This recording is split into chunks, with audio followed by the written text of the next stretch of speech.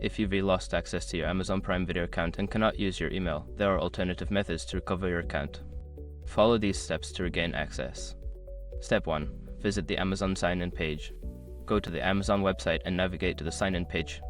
Look for the option that says "Forgot your password" and click on it to start the recovery process. Step 2. Use your phone number. On the password recovery page, select the option to receive a verification code via your registered phone number. Enter your phone number associated with the account and click Continue. Step 3. Enter the verification code.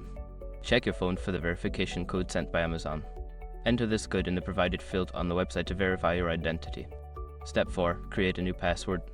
Once your identity is verified, you will be prompted to create a new password. Choose a strong password that you haven't used before and confirm it by entering it again. Step 5. Sign in and update account information. After successfully resetting your password, sign into your Amazon Prime Video account.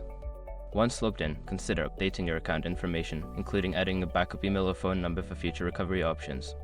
By following these steps, you should be able to recover your Amazon Prime Video account without needing access to your email.